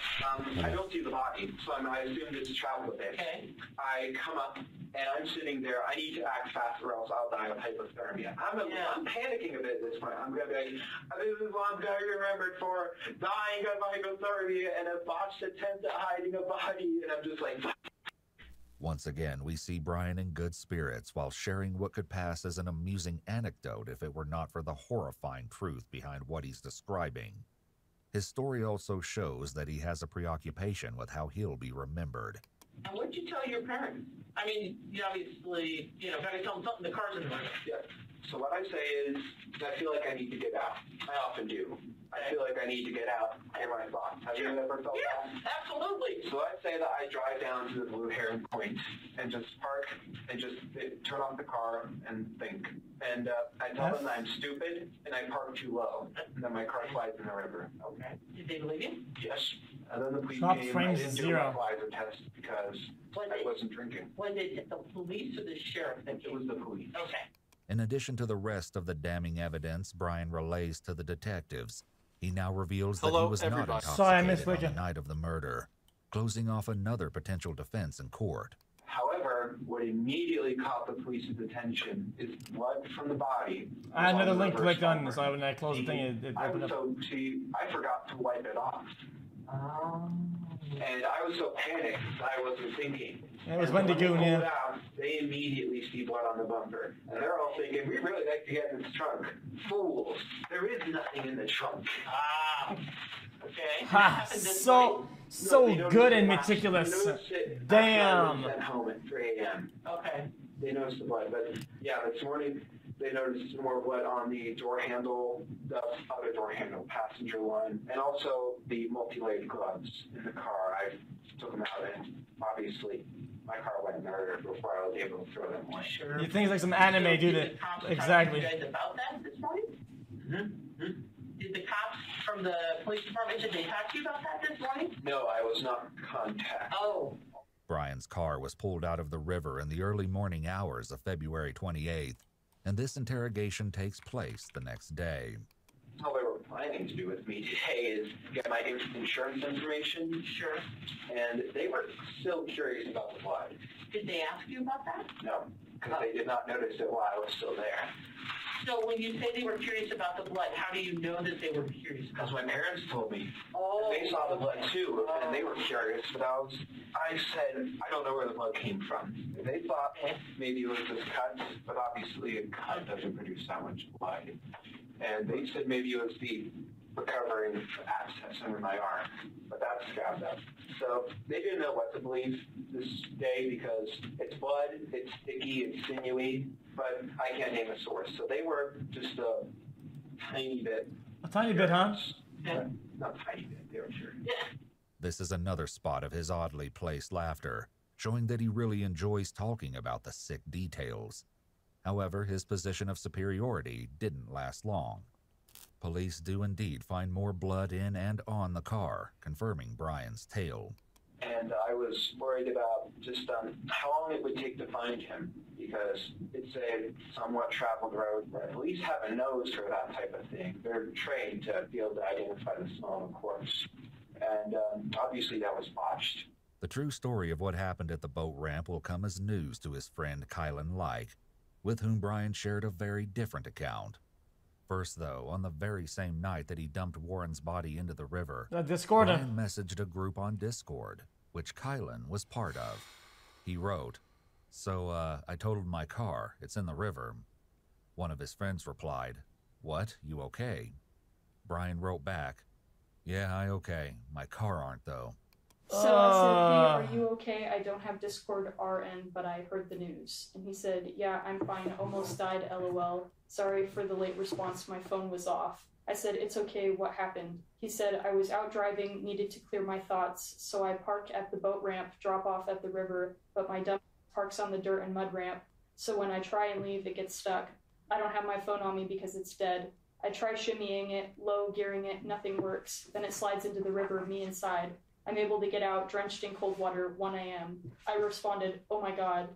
He said, "It's freezing out in February at night. I know I'll die of hypothermia if I don't act fast, so I make my way onto the road and wait for a car that takes 5 minutes. I flag him down, and the Samaritans help me by letting me use their phone to call my parents and to heat up in their car." I said, "Jesus Christ, dude." He said, "They arrive, the police are called, and we collectively decide to wait until tomorrow to tow it out. So in summary, I nearly died and am out of a car.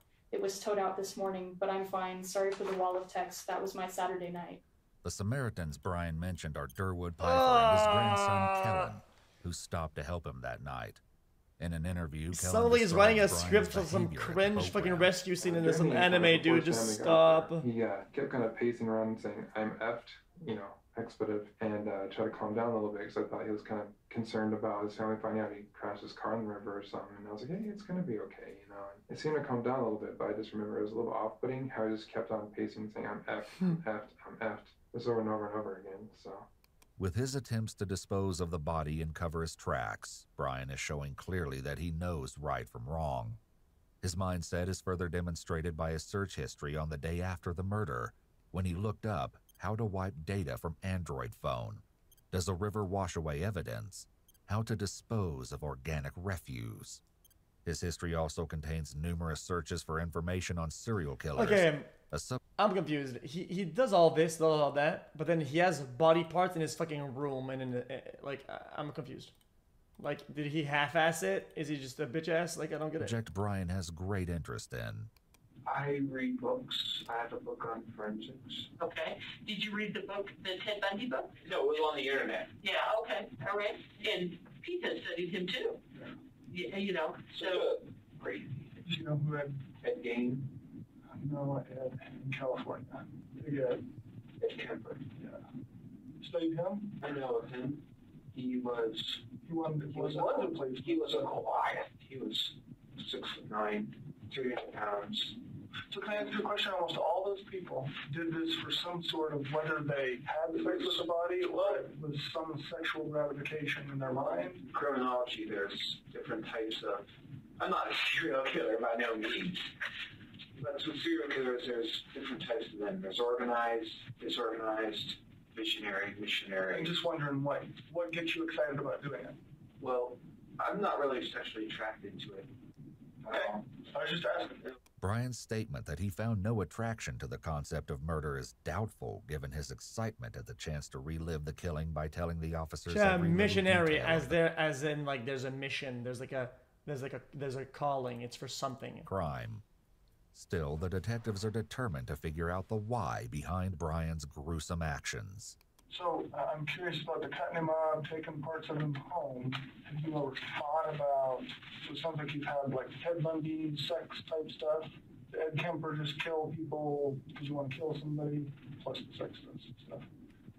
How about Jeffrey Dahmer? It wasn't really inspired by it. It was just more, I'm just trying to think of all the people I these people can do it, so can I.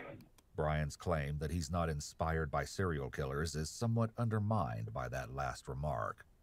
The following part of the video is redacted, but we know from the transcript that Brian tells the detectives that his nickname in high school was Jeffrey Dahmer. He says he had a reputation that he would become a serial killer. When we would do different group activities, sometimes we would have like different personas or whatever. And he'd be like, "I'll be Jeffrey." I'm like, "No, you're not." I do remember that specifically. He was very obsessed with Jeffrey Dahmer, and is it Dylan Klebold, the Columbine shooter, was obsessed with him. I remember actually talking to my mom and saying, "Take this name to your prayer group." I mean, and I remember talking to another teacher and saying, "If any kid's gonna shoot at Fruit of Monument, it's this kid." In an interview, Brian's high school friend Patrick Rahor recalls the Halloween party they both attended. Do you remember a costume that he wore? Yeah, he wore a Jeffrey Dahmer costume. Okay, and I heard he was Mike Myers one year. Was that he was actually Jeffrey Dahmer? Does that? I might have been mixing up the years because we had a couple of Christmas parties, but Halloween parties. But yeah, I think he like dressed up as a serial killer a couple of times. When he was, I guess, Jeffrey Dahmer, how did that look? I guess how did his costume look? I mean, it was like jeans, a plaid shirt, and like big glasses, which honestly was like not too entirely different from what he normally wore. His obsession with crime, serial killers, and all things morbid was something that his parents had noticed too. A lot of separation on crime and crime scenes. And so he was talking about going into the military in the fall, and when he gets out, having your job. And so... Yo, is this lady like trolling? Dude, I think she's just troll shot. She sees like kill kits multiple times, talks about crime scenes, and then talks about going to the army. They don't, is there like a problem here? Like a... Oh, I had purchased online. Is it not 2 times that this doesn't think? Book for him. You know, it's like one that you probably read it when you started out. His mom really So I gave that fully there. She's kind of crazy. You know, let's channel that curiosity. I guess dad seems positive fine. that you This can mom, affect a good change in the world. she's fucking And he's cooked like, in yeah, the head, that's my man. plan, Mom. I'm not gonna say always how to you know? There's coping and then there's fucking negligence, you dumbass. Dude, if you don't think that if there's all these behaviors and you see something like that, oh dude, you're in denial. What about the fucking well-being of the child that you're a parent of, right? That's more important than your denial that they could be wrong, whatever. What about them and the other that they could be hurt? What you're not even what is your fucking head in this? I'm so confused. And is it like shows that he watches or like tries to do things to create a scene, you know what I mean? Like whether it's like animal stuff or nothing. No, like he that. loves our dogs. You know, I mean, he's very affectionate with our animals, and you know. Oh, I shouldn't have kids. Thank you. Gotcha. So then I could let them be killers, and then blame my coping. Thank you, man. That's very well done. Well said. Probably all watch it. Yeah, of course. Thank you, man. Make me a serial killer, you know. Right. And he watched The Zodiac Killer over the summer a couple of times. Skyman. Brian's affinity for Jeffrey Dahmer wasn't the only warning sign observed by his teachers. Like the first week of school, we had a meeting with all of his teachers. I'm gonna pause and I'm gonna fucking cook your dumbass. She found in his room a fucking kill kit. It had zip ties, tape, bunch of fucking knives and hammers and shit like that. And it was serious enough for her to fucking kick in, right? And then say, yo, dude, get rid of this or we're gonna go to the police. She put two and two together and she understands what it is and its severity enough so that she would go to the police. Where's the cope in that, you fucking moron? Holy shit. There's no place for cope. She understands it. Manager expressing the concerns that they had with him and also explaining some of his behavioral issues. Did anybody express that they had concerns it could be a serious safety issue or anything like that? Yes, I believe so. We were to keep a very close eye on him, and it's certainly very apparent early on that he was a very troubled person. In the 2019 school year, one of Brian's teachers found a notebook filled with a number of disturbing elements. So I remember I don't even remember who found, there was like a notebook. This isn't like fucking subtleties. This isn't in hindsight. You see some fucking kid with a fucking brand new AR or some shit, brother, and like 16 mags that are all loaded with a blueprint of a fucking public space, and he's like, dude, maybe he wants to repair the infrastructure and do community service. Nothing wrong here, guys. I'm chilling the fuck out. Nobody could ever predict this, guys. No way we could see what's gonna happen here. Like, holy fuck, you're stupid.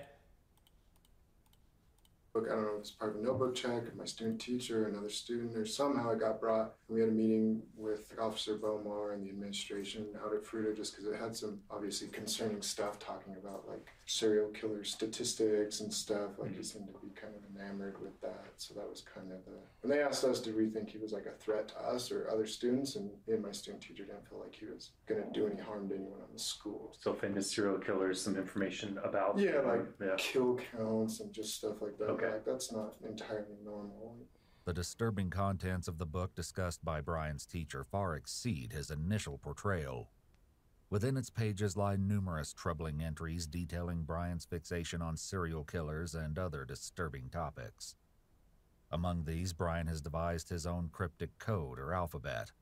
Furthermore, Brian's brief profiles of his favorite killers paint a grim picture of his unhealthy obsession with destruction and depravity. Additionally, he outlined plans for taking lives and holding strong opinions about his own purpose and actions. The book was also filled with quotes about his beliefs in neutral evil. One such quote read, "A neutral evil villain does whatever she can to get away with. She's out for herself, pure and simple.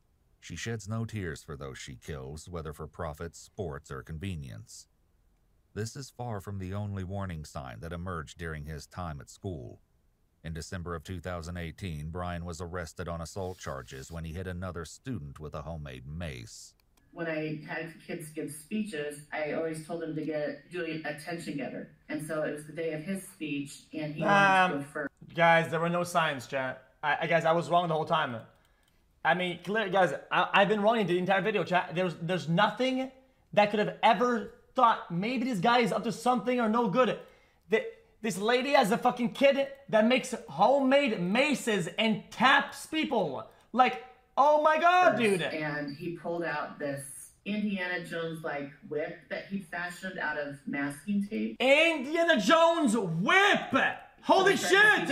He kept hitting the podium. Of course, everyone looked, and then he gave his speech. Then later that day, you know, he ended up beating or whipping one of our side-by-side developmentally disabled students. Whipping disabled kids! Let's keep going! Holy In fuck! early 2019, he was suspended after intentionally causing a student with PTSD to suffer a panic attack. In a subsequent meeting, school administrators conclude that Brian has a high potential for violence and presents a high risk for the school. However, despite being apprehended for his behavior and his several run-ins with the management at school, Brian's mother, Terry Cohey, has a strikingly different opinion about the incident. Alright, chat. Now do the defend it meme, chat. Yo, chat. Now do the defend it. Do the thing, chat. Chat, do it, chat. Defend it, chat. Defend it, chat. Do it. Say it, chat. When you talked about bitch ass stuff and having lots of issues, so what fucking were dumb. the issues that they were having that made other kiddos not feel safe? He would make jokes that were not appropriate. He got suspended a few times, like for behavior that wasn't acceptable. Like this one girl that he knows very well, he knows that she has a lot of issues, and that loud noises frighten her. And so, you know, one of his school suspensions is when he came up to her in the hallway and clapped really loud next to her, you know, knowing that it would put her in a panic. She cried, and we were like, yep, no, you knew that would upset her, and you did it anyway. And he got suspended for weapons, but there was another boy who brought in nunchucks to school on the school bus. And Brian was like, wow, cool. And I think this was in 11th grade. And so Brian was like, I think Brian had given out some candy to some kids on the bus. Yo, why did these, like, 16, 17-year-olds act like little kids, dude? What the fuck are you doing? Gave the kid candy, and the next day the kid comes on the bus. It's time to grow up, dude. One are glass, and the other one, I guess they're like rubber. I don't know. I never actually saw them. He's like, I know I can't take the glass ones because I'd be in trouble for that. So he took the rubber ones and he put them in his backpack. I don't know if it was in his backpack or in his jacket. There was some differentiating stories. So the teacher saw them and they said, what's that, Brian? And he was like, nothing. You know? And So she sees her kid go to school with a fucking mace that he used, a fucking whip from Indiana Jones, of some fucking nunchucks. Brother, come on, chat. But at this point, you need to give her some. She has some blame to her. Come on, bro. And I'm like, okay, well, what about the other kid that brought them in? And they said, that kid doesn't have the behavior issues that Brian has. And I'm like, oh, so you're punishing Brian because he has behavior issues. I see. So Brian went through probation and he completed it successfully. In fact, his father, Brian Cohey Sr., believed that his son was incapable of such violence. He's got friends he hangs around with, you know, respectable friends. Not friends. Holy shit, this person. I get it now. I get it now. You know, the worst they have is they play video games. If that's her actual mindset, then that's probably how he was raised. Then just legit, actual dumb. Our kids are both doing good. They're okay at school. They don't drink or smoke. So I didn't really have no warnings that this was going to happen. No, you know, he may say a cuss word once in a while. Okay. But no, he's never hit anybody ever. Okay. He got in trouble for throwing a tape ball at school 3 or 4 years ago. And they, I think this guy's fucking clueless. Load him up for it. Right? It's somebody, but the football players can nail like carrots like football. But Brian, he just and. Fucking what? This guy's clueless. No warnings that this was gonna happen. You know, he may say a cuss word once. No. Bro, what is going on with these parents, man? What the fuck? Even after the fact that this guy is just trolling. He may say a cuss word once in a while. A cuss word once in a while. He has a record. Tape ball at school 3 or 4 years ago, and they think they wrote him up for it because it's somebody. But the football players can nail like carrots with a football. But Brian, he got in trouble for that. He's never hit anybody. He's just like his dad. I mean, I've never been a fight, man. I thought just saw he's going to be a spin-off of me because he's non-violent, but he's it's not. Yeah, I don't know what's going on now. But Brian often resorted to social media as an outlet to share his ideas. He has a record. His dark thoughts were further reinforced by his posts on various social media accounts, pictures, and comments about his beliefs and mental health. His comments on Reddit were often, "My ideologies vary quite greatly, depending on whether or not citizens government official. This is a conservative right-wing system with few restrictions on citizens. Government as a removed entity, daily life, free speech, economic freedom, social freedom, freedom in media." Pictures and comments about his beliefs and mental health. His comments on Reddit were often on posts depicting mutilations and injuries. In an Ask Me Anything on Reddit, Brian wrote, "I'm a 17-year-old nobody who is failing his classes." When someone posted asking about him, Brian answered, "I have a counselor, but he assigned me to someone else because I was beyond his skill set. I'm also going to get a neuropsychological evaluation because of my irresponsibility. I can't really use any of my friends for support because they'd make fun of me." Then we did have that meeting with the SRO, and Jeremy and I went in there and we briefed. 9 strength, 11 dex. Bro, what is going on? I reiterated to him, I was like, "This kid is really going to need some help and counseling right now." He's like, "All the flags are up." In fact, even the Samaritan who helped him at the boat ramp on the evening he was dumping Warren's body, Kellen Pfeiffer, was at school with him and had a few things to say about Brian's behavior. Remember, my friend complained, and one of my friends, Isaac, just did not like being in the same bus as him. He found him very Elden Ring obnoxious. stats, dude. And he complained about him a few times to me. I never really took too much notice at the time. And I was like, "Dude, this kid won't shut up on the bus, and he says the most inappropriate stuff." And I'm just like, "Yeah." Yeah, the intellect. Yeah, I saw that. And I never really, like I said, took much of a note, because it was kind of like at that point, like, "Oh yeah, people are like that." You know, some people are just annoying. So, give them what you've been thinking about, and all the other things people that thought you wanted to be a serial killer. Only if it brought me fame. For a while, I was willing to do anything, good or bad. That was years ago in school. I was willing to do anything, whether it be good or bad, just to gain notoriety, fame, influence. Brian's comments about fame hinted a possible motive, but we still don't know the ultimate reason behind his horrific actions. In the hopes of drawing that reason out of him, yeah, it's one of those that leave a mark guy. Detectives now take him one more time through the story of the gruesome killing. And this time, we get details that are even more monstrous than what we've learned thus far. Did he see you? No, he was not woken up until I pulled the sheets back. I know this is going to be real fast. You pulled sheets back. And before you stabbed him, did he see you? No. And I pulled the sheets back, I get on him, like a knee, and then stab him, and he wakes up. He's, "What are you doing? What are you doing? Yeah." And I think you stabbed him anywhere besides that. I know you said the neck a lot of times. How many times do you think? Did you count him? No. I was going until he stopped. Okay, how many? Just your best idea how many times? 30 or 40. Okay. You said the neck. Besides cutting his arms off. Well, actually, it was a general assault. I was mainly targeting his neck because that's the most vulnerable area. I was stabbing his head, anywhere in that general area. I stabbed his head multiple times. How about his chest, his stomach? His chest, I stabbed once through the ribs. Which hand were you using? Right hand. It was his right ribs, and I just went. I sliced open his belly, carved up his leg. Not like I made several slices at his leg. Why did you do that? I was just doing everything I thought of at the moment. Then I cut off his head. I gave him a Glasgow smile. What's that? A Joker smile. Why were you doing that? I suppose it was a frenzy. I was so excited, so rushed up on adrenaline every day. Like just, woo-hoo.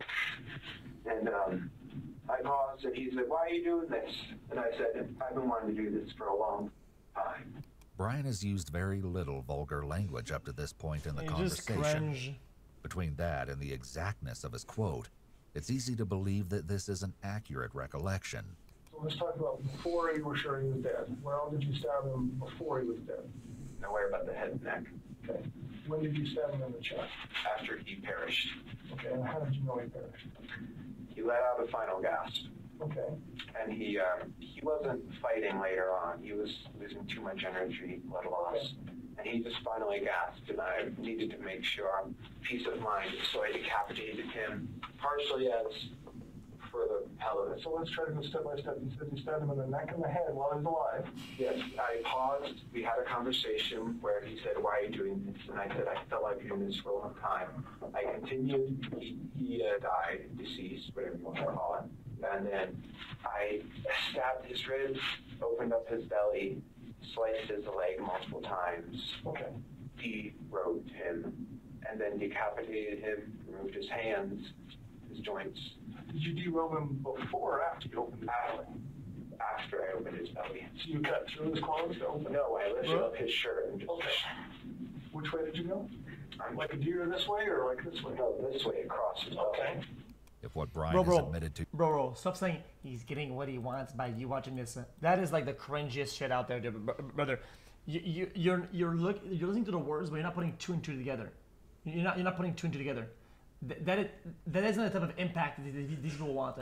This guy is this like cringe thing. He's worth like something, or some value. What he did that has like some sort of importance, and then people will like be almost inspired by some of the shit that he did, the same way that he was inspired by some of these other killers that were just like psychos with the fucker. Ain't nobody's gonna go fucking go out there and do, dude, I was inspired by the glasses guy that did the anime quote thing. This guy's like a fucking absolute cringe lord. What are you on about?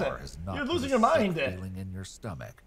The gory details to come will surely do so. You didn't see his heart or anything? No, he was very thin. I thought about taking out... What else do you think you saw? He's like team you, everybody else. Like, I saw his liver, his large and small intestine, and that's it. Some of it was yellow. I was thinking about taking out his heart. I was thinking about crushing the ribs and disemboweling him entirely. Okay. Did you disembowel him at all, or just cut him open? I cut him open, but his organs spilled out by themselves when I was dumping him. Did you take anything besides his head, like anything internally? No. And how did you know it was his liver? I mean, you ever go hunting, or how do you know it's somebody's liver when you open them up? It's dark, purple, brownish. Okay. It's large. Up here. I just knew it was a liver. I've taken anatomy and physiology, so I knew it was his liver. That makes sense. I was just curious if you've ever seen one before, or you're just guessing, or how you know? I've seen some. These nauseating details are quickly followed by another shocking piece of information about the night in question. Did you take any pictures that night? Yes, but I deleted them entirely. Where did you take pictures? After I killed him, I took a picture of him, his hands, but I deleted all those because those are evidence. Okay. I don't know if you can find them, but... When you say you deleted them entirely, that's an interesting statement. What do you mean by that? I removed them from my phone, deleted the pictures. Okay. With some assistance from the U.S. Secret Service, investigators are able to extract the deleted photos from Brian's phone. Dumbass. Nonetheless, Brian's care in deleting the pictures once again show that he was highly interested in covering his tracks, showing us everything we need to know about his state of mind in the wake of this awful murder. Because deleting doesn't do anything. It just marks the area of that memory as in like it can be used for something else. Deleting doesn't do shit. No, I haven't told anyone that I committed murder. Yet that very morning, Brian texted his friend Kylan Like, asking if he can come over to talk. Once at the house, Brian concocted a story that Kylan's husband, James Bailey, thought was ridiculous. What I remember, he came over, he was acting super weird, and he was like, I gotta tell you guys something. I think the police are trying to frame me for a murder. I found a body, I was like messing with it, and I got my car stuck in the river, and I had wiped blood that I had on my hand onto the car, and the tow truck guy saw it, and like, I think they're gonna try to frame me. I thought that, like I said, at most, he had found one and was just trying to be edgy because he found one or something like that, or even to the point where he could have just been making it all up just because, again, I didn't know him personally. I was planning to maybe keep a finger. You haven't got that far yet. No. Line finger. It's small, not that much space. It won't smell that much. Makes sense. Easy to keep. Brian has provided the detectives with everything they could possibly want to know about the murder. He's detailed the killing not once, but twice, and he's even revealed stomach-churning details about the disposal of the body. The one question that remains, however, is an enormous one. Why? And Brian's reason why is perhaps the most twisted aspect of all. You know, Brian, I have to ask, a lot of people that we have talked with, They're you know, silent. well, or they're just not as well spoken as you are, to be honest with you. You're very articulate. You're very articulate. I think I'm bad with words. No, I actually think you're really articulate. And Oh, you the fishing for compliments. You were just kind of in a bad space that night. It was, yes. Okay. Why were you in a bad space? I didn't take my medicine, and plus for years I was wondering what murder would feel like, because read Ted Bundy and the Zodiac, they all say murder is the best feeling in the world. So I'm like, I'm going to try that. So for some time I had been wondering when it would happen. I always knew I would be in this building, whether it was as a criminal or a police officer. As shocking as it is that Brian's motivation comes down to a simple matter of sick curiosity, his last remark is almost more unbelievable. As mundane and evil as Brian's motive may seem, it's not one he made any attempt to hide. Even as he first talked to police in front of his house, the young killer was fully upfront about his curiosity. Brian dead. Terrible justification as well. This is not even logical. A bunch of people have said in the past, like, oh dude, the best thing in the world is this or that drug, and then doing that with the same intensity, right, has way less risk. Like, brother, stop with this shit. Like, for real human head and hands? Yes. From? That fellow who went missing recently. Which fellow was that? Warren Brown. Warren Brown? When did he go missing? The night of the 27th. Okay, and how did you end up with him? I murdered him. With what? A knife. Why would you have done that? I've always wondered what murder felt like. Brian's teachers were all asked an identical question. When Brian was arrested, were you surprised to hear that? No, I was not at all. I remember when I saw the story on the news, and you're like, that name sounds so familiar, and you're like, I guess I wasn't surprised, if that makes sense. I mean, I've been doing this for 23 years, and I know you can't really go off gut feelings, but I just always felt uneasy around Brian. Like there was, and just like he needed much more help than we could offer him in a public school setting. And so when I saw that, I hated to see. I wasn't necessarily surprised that his path could have led to that point. Were you surprised to hear about what happened on the news? No, I wasn't. I was more let down by the system because, like, we had called it out that he needed help, like, with all those kind of flags were going off, and it still happens. Back in the interrogation, the detectives try to find out if Brian's curiosity was satisfied. The parents were also at to blame. I mean, the fucking school did it with the fucking nunchucks thing, and they were like, but yet he has no history of being violent, and he did have one. So it's like, dude, they're just lying to them too. To see what it felt like. What did it feel like?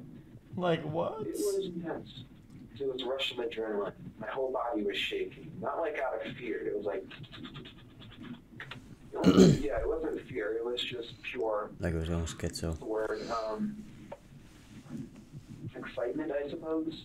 Not excitement as in joy, just excitement as in increased heartbeat, sweating, that type of thing. Like an adrenaline jump. Yeah. Although I wasn't breaking the sweat killing the guy. It was quite easy. Well, did you enjoy it or not enjoy it? Did I enjoy it? I don't know. Sort of neutral of the whole thing. I didn't enjoy it, but I didn't hate it. If I go back that night, I wouldn't have done it, knowing what it felt like, knowing how this will all turn out. I wouldn't have done it. What did you think it was going to feel like? I thought it would be the best feeling in the world.